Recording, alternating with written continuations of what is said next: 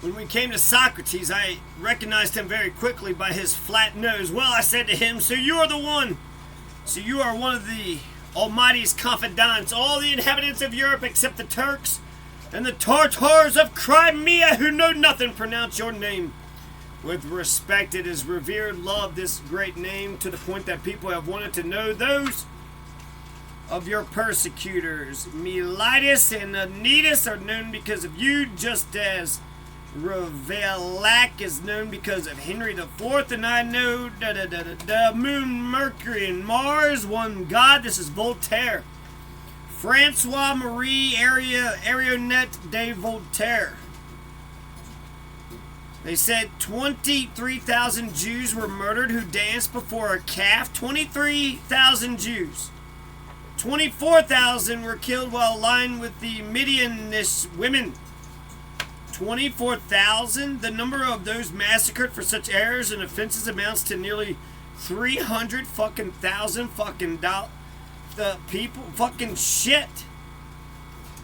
Fanaticism. I like how he began this. He says, The Institution of Religion, Reflections on Religion by Voltaire.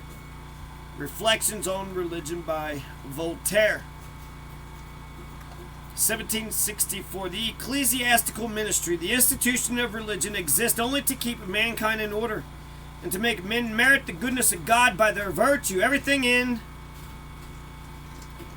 religion, everything in a religion which does not tend toward this goal must be considered alien or dangerous. So what's the point of religion? 2 reasons. To make sure men are good through the goodness of God by their virtue, maintain goodness, and to keep man in order.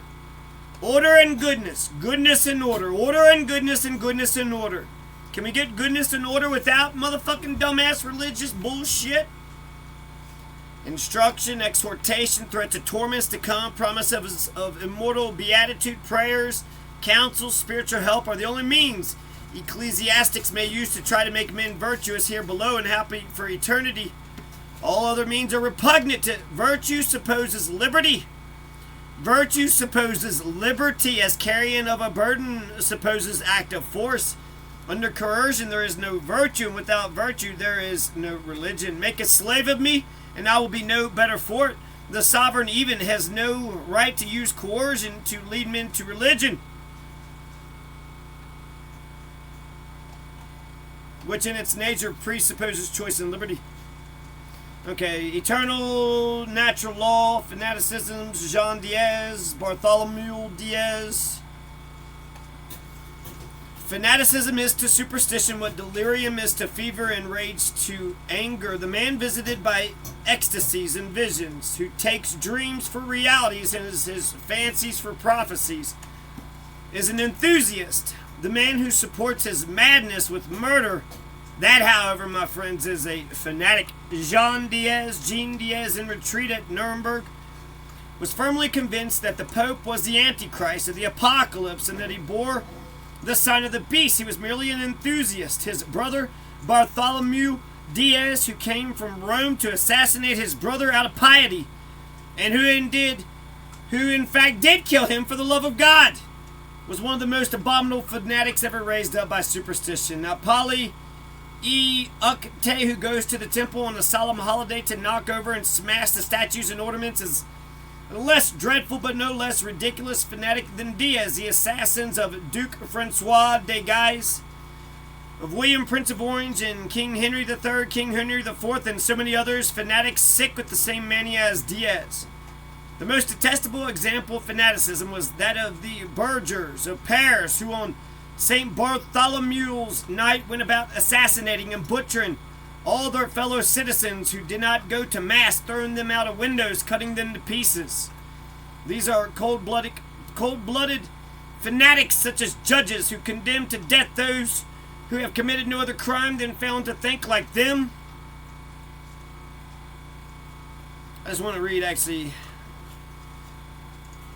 a short little passage here that's he's basically talking about Jesus here, okay? So, Voltaire's thoughts on Jesus. After enjoying some time in conversation with Socrates, I went forward with my guide into a grove situated above the thickets where all the sages of antiquity seemed to be tasting sweet repose. I saw a man of gentle, simple countenance who seemed to me to be about 35 years old. From afar he cast compassionate glances on these piles of whitened bones across which I had had to pass to reach the sage's abode. I was astonished to find his feet swollen and bleeding, his hands likewise, his side pierced, his ribs flayed with whip cuts.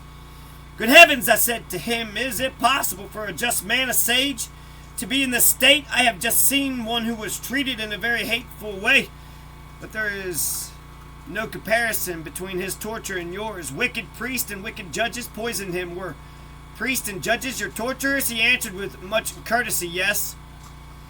And who were these monsters? They were hypocrites. Ah, that says everything. I understand by this single word that they must have condemned you to death. Have you proved to them then, as Socrates did, that the moon was not a goddess and that Mercury was not a god? No, these planets were not in question. My compatriots did not know what a planet was. They were all errant ignoramuses. Their superstitions were quite different from those of the Greeks.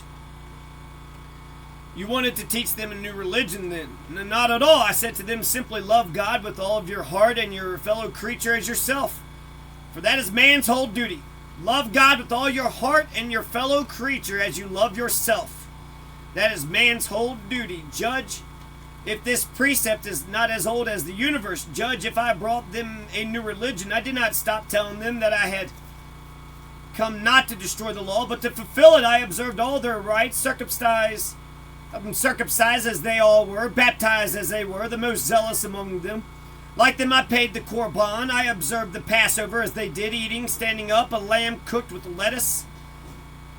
I and my friends went to pray in the temple. My friends even frequented this temple after my death. In a word, I fulfilled all their laws without a single exception.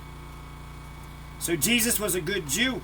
What, these wretches could not even reproach you with swerving from their laws? No, not possibly. Or the ancient Hebrew Israelites. Why then did they reduce you to the condition which I now see you? What do you expect me to say? They were very arrogant and selfish. They saw that I knew them for what they were. They knew that I was making the citizens acquainted with them. They were the stronger. They took away my life. And people like them will always do as much if they can to anyone who does them too much justice. Where there's people, there's power. And so Jesus understood that concept just like Fred Hampton. Where there's people, there's power. But did you say nothing, do nothing that could serve them as a pretext? To the wicked, everything serves as a pretext. Did you? To the wicked, everything serves as a pretext. That's absolutely right. Oh, you're a wicked piece of shit. Did you not say once that you were come not to bring peace but a sword? That's a copyist error. I told them that I brought peace, not a sword. I never wrote anything about what I said, so it could have been changed.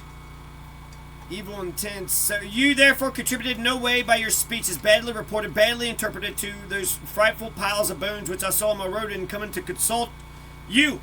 It is with horror only that I have seen those who have made themselves guilty of these murders and these monuments of power and wealth, of pride and avarice,